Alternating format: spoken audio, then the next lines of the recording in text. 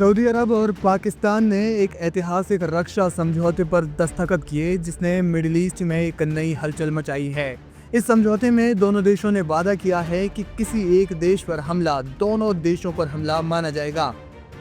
इसका मतलब है कि दोनों देश मिलकर सैन्य जवाब देंगे, साथ ही खुफिया जानकारी साझा करेंगे और रक्षा उपकरणों का सह उत्पादन यानी को प्रोडक्शन करेंगे।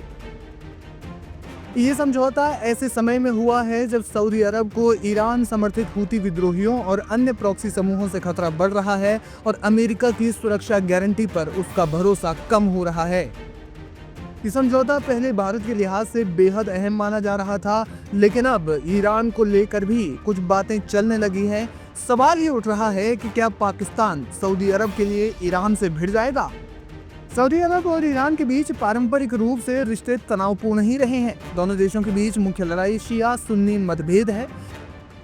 इस्लामी शासन होने के कारण दोनों देशों में मुस्लिम वर्ल्ड में वर्चस्व की लड़ाई है। इसके अलावा प्रॉक्सी वॉर भी एक बड़ा मुद्दा है। ईरान यमन के हूती विद्रोहियों को सैन्य सहायता देता है और हूती लड़ाके सऊदी अरब को हमेशा से ही चुनौती देते आए हैं। जानकार मानते हैं कि समझौता मुख्य रूप से ईरान और उसके समर्थित समूहों जैसे यमन के हूती लड़ाके, इराक और सीरिया के मिलिशिया और लेबनान के हिजबुल्लाह को रोकने के लिए है। सऊदी अरब लंबे समय से ईरान के ग्रे जोन हमलों से परेशान है, यानी कि प्रॉक्सी वॉर से परेशान है, जिसमें प्रॉक्सी समूहों के जरिए अप्रत्यक्ष हमले किए जाते हैं। हाल के वर्षों में हूती विद्रोहियों ने सऊदी अरब के तेल प्रतिष्ठानों और शहरों पर ड्रोन और मिसाइल हमले किए, जिससे रियाद की चिंता बढ़ी। हालांकि फिलहाल शांति जरूर है। पाकिस्तान सऊदी रिश्तों के बारे में बात की जाए तो साल 2015 में जब सऊदी अरब ने यमन युद्ध में पाकिस्तान से सैन्य मदद मांगी थी, तब पाकिस्तान ने ईरान के साथ संबंधों को देखते हुए मना कर दिया और तटस्थ रुख अपनाने की बात कही। अब इस नए समझौते से ये सवाल उठ रहा है कि अगर सऊदी अरब और ईरान के बीच तनाव बढ़ता है तो पाकिस्तान की भूमिका क्या होगी। एक्सपर्ट्स कहते हैं कि पाकिस्तान और सऊदी अरब के बीच जो समझौता हुआ है उसमें हर तरह की सैन्य मदद शामिल है, हर तरह का सैन्य समझौता शामिल है, वो भी किसी भी देश द्वारा हमला किए जाने की स्थिति में। भले ही ईरान सऊदी अरब के साथ कभी सीधी जंग नहीं छेड़ेगा, लेकिन अगर यमन के हूती विद्रोही रियाद पर हमला करते हैं तो ईरान के लिए मुश्किल भरा ये हो सकता है। पाकिस्तान और सऊदी अरब का रिश्ता लंबे समय से मजबूत रहा है।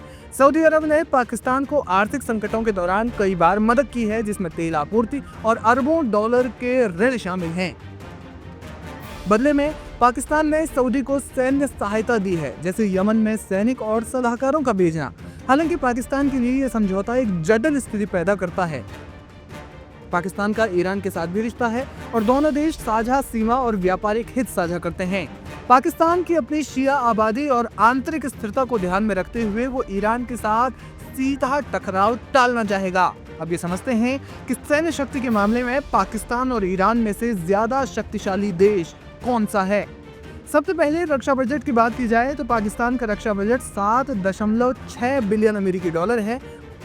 वहीं ग्लोबल फायर पावर इंडेक्स की रिपोर्ट के मुताबिक ईरान का रक्षा बजट 15.45 बिलियन अमेरिकी डॉलर है, जो पाकिस्तान के रक्षा बजट से लगभग दोगुना है। अक्टूबर 2024 में अल जजीरा ने रिपोर्ट किया कि ईरान अपने रक्षा बजट को 200 गुना बढ़ाने का प्लान कर रहा है। पाकिस्तान के पास सैनिकों की संख्या ईरान से ज्यादा है। आपको बता दें कि पाकिस्तान के पास 6,54,000 एक्टिव सैनिक हैं, वहीं ईरान के पास 6,10,000 एक्टिव सैनिक हैं। पाकिस्तान के पास लगभग 5 लाख की पैरामिलिट्री फोर्स है, वहीं ईरान के पास 2,20,000 की ही पैरामिलिट्री फोर्स है। 5.5 लाख रिजर्व सैनिक पाकिस्तान के पास हैं, वहीं ईरान के पास 3.5 लाख रिजर्व बल मौजूद हैं। 1,399 एयरक्राफ्ट कुल मिलाकर पाकिस्तान के हैं, जिसमें फाइटर जेट्स और इसके अलावा कुछ जो अन्य एयरक्राफ्ट होते हैं वो शामिल हैं। वहीं ईरान के पास महज 551 एयरक्राफ्ट हैं। पाकिस्तान के टैंकों की बात की जाए तो उसके पास 2,627 टैंक हैं, वहीं ईरान के पास 1,713 टैंक हैं। 8 पनडुब्बियां पाकिस्तान के पास हैं, ईरान के पास इससे लगभग दोगुनी से ज्यादा है। ईरान के पास 19 पनडुब्बियां शामिल हैं। पाकिस्तान के पास 114 नौसैनिक बेड़े हैं, वहीं ईरान के पास इसकी संख्या 101 है। बख्तरबंद वाहनों की बात की जाए तो ये पाकिस्तान के पास लगभग 10,000 हैं, वहीं ईरान के पास 65,765 बताए जाते हैं। ये आंकड़े बताते हैं कि पाकिस्तान कुछ मामलों में ईरान से आगे जरूर है, लेकिन कई मामलों में वो बहुत पीछे है। अब अगर ईरान अपने रक्षा बजट को 200 गुना बढ़ा देता है तो जाहिर तौर पर ये उसके दुश्मनों के लिए बड़ी चिंता की बात होगी। पाकिस्तान के लिए यह समझौता आर्थिक और सैन्य लाभ का अवसर है, लेकिन उसे सावधानी बरतनी होगी ताकि वो दुश्मन के साथ अपने रिश्तों को नुकसान ना पहुंचाए। सऊदी अरब के लिए यह समझौता ईरान के खिलाफ एक मजबूत रणनीतिक कदम है, लेकिन इसका असर क्षेत्रीय स्थिरता पर निर्भर करेगा।